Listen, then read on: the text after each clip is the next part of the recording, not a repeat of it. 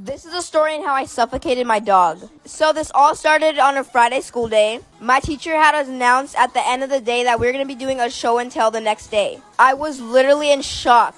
As soon as I arrived home, I had no idea. I was just searching for stuff to bring for show and tell. But I could not find a thing. I didn't want to bring like books or anything because I thought the kids in my class were going to make fun of me. Because that's how the kids in my class were at that time.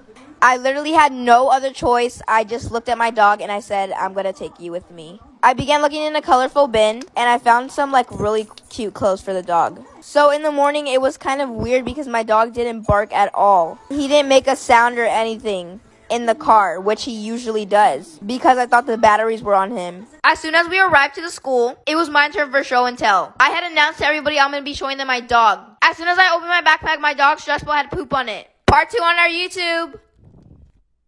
This is a story of the time that me and my childhood best friend almost got kidnapped. Just a warning, this could be triggering. I was around 10 years old and my neighbor down the street was about 7. All I remember is that it was getting dark outside and my parents told me that I should walk her home. It was about a 3-minute walk. So we're walking out of my house and down the street a little bit and we see a car pull up to us. It was a regular sedan and it had tinted windows. I was a very paranoid kid, so I told my friend to turn around. The car continued to follow us walk back to my house, and a man pulled down his window and asked us if we needed a ride to where we were going. I immediately screamed and told my friend to run back to my house. So we ran back inside, told my parents, and my parents thought nothing of it. Mind you, I live in a pretty safe area, so I could see why my parents weren't that worried.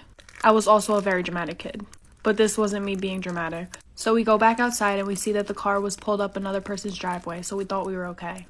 I still told my friend to run. The car lights turn on and go down the driveway and tried to chase. This is a story on how my online best friend faked her age. So it all started back in 2016 when Roblox was a big trend. So of course it was a trend and I had to hop on it. So I decided to play Roblox.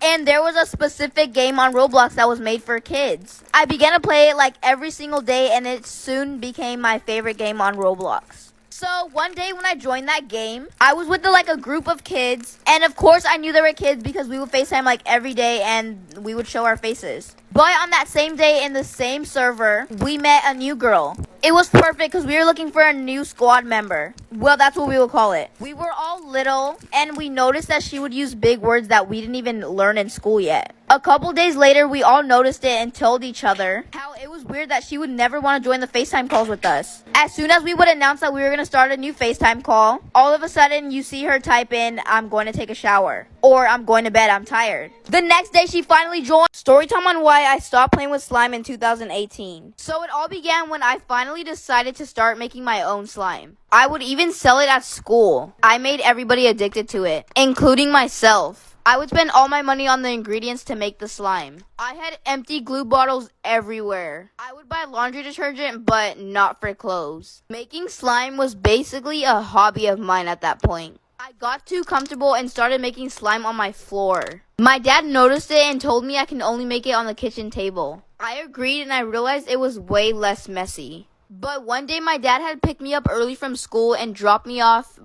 which meant I was home alone. After about 30 minutes, I got really bored, so I decided to go to my room and take all of my slime supplies with me. I got distracted and left them on my desk. Then I got really bored and decided to make slime on my floor, which my dad specifically told me not to do. I turned around to get my charger and accidentally knocked the bowl over. This is a story on how I accidentally fed my family slime on Thanksgiving in 2020.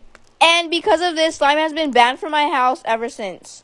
So this brings us all the way back to 2020 on November 23rd. We were all debating on who should cook what for Thanksgiving. Before I could even say a word, everybody only trusted me to make the chocolate cake. So everybody had finished cooking what they were supposed to, and I was the only one in the kitchen cooking the chocolate cake. After a while, I had finally figured how to shape a cake. Then I, of course, put it into the oven. As soon as I hit 350 degrees on the oven, the doorbell rang. Once I got the notification on my phone that my slime arrived, I immediately jumped up and went to go open the front door. I was so excited to play with the slime, so I quickly opened them all one by one.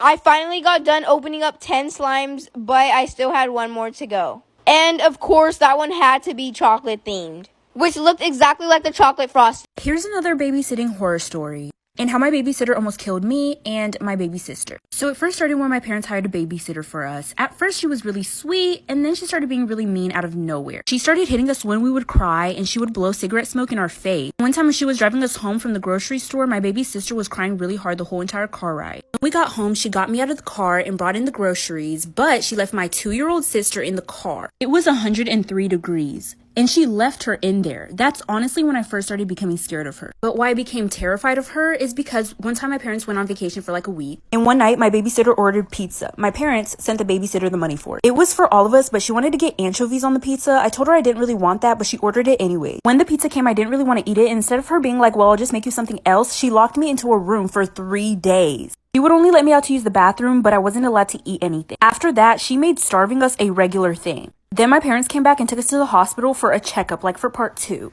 This is part 2 of my babysitting horror story. So like I said, my parents came back from vacation and took us to the hospital for a checkup. They took us to the hospital because they noticed we were getting really skinny. When we got to the hospital, the doctor said my 2-year-old baby sister only weighed 19 to 20 pounds. And I was 13 at the time, I only weighed 90 pounds. The look on my mom and dad's face was enough. So when we got back into the car, I finally told them about what the babysitter had been doing. Now hold on tight, because the way my mama reacted to this, you would have thought somebody possessed her. Immediately, my mom started going off on my dad, like yelling and screaming at him. And he just had his hands in his face. I was so confused as to what was going on. See, I didn't know my dad when I was younger. He passed away before I was born. And so I found out that my current dad at the time wasn't my real dad. And I didn't know the truth until this whole babysitting situation. She babysat me for like a month and then my parents fired her.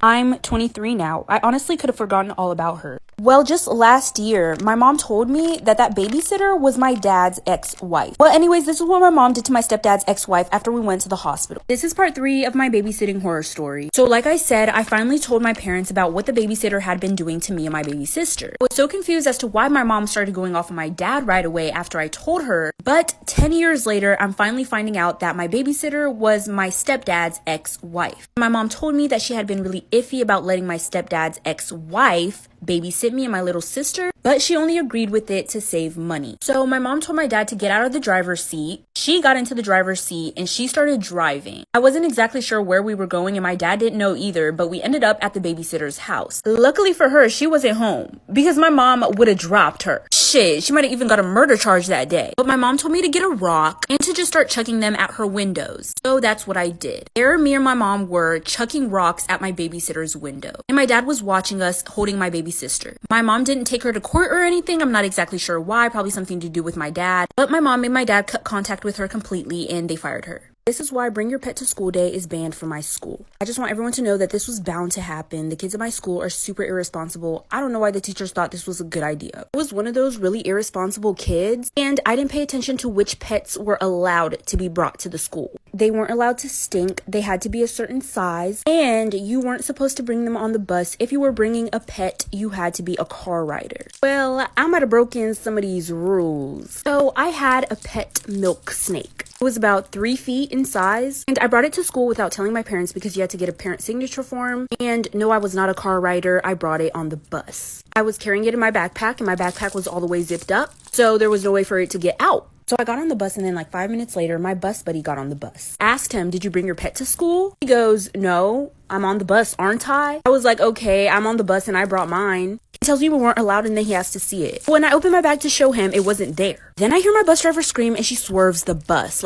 This is part 2 of why Bring Your Pet to School Day is banned from my school. So like I said, I'm on the bus and I open my bag to show my friend my pet snake. But when I open my bag, it wasn't there. And then I hear the bus driver scream and she swerves the bus. He yells that there's a snake on the bus, which causes panic. Kids start crying. Some try to jump out the bus window. Like, it was literal chaos. The bus driver almost crashed the whole bus. But she was able to steady it out. Nobody knew where this snake was. I honestly just tried to act like I didn't know what was going on. Like, what snake? Never heard of her. Is that some type of drink? Anyways, so luckily, I looked across the seat from me. The seat in front of them, under it was the snake. My friend was sitting on the outside of the bus seat, so I told him to grab it. Try to get him to grab it before anybody sees it, but he didn't, so I just launched over there and I grabbed it, put it in my bag, and continued to act like nothing happened. Okay, so I'm running out of time, so I'm going to zoom past a little bit, but I'll come back on the next part. My school lets us carry our backpacks anywhere we want, so I had the snake in my backpack all day. But 2 periods before chemistry, I decided to let it loose so I could skip the class.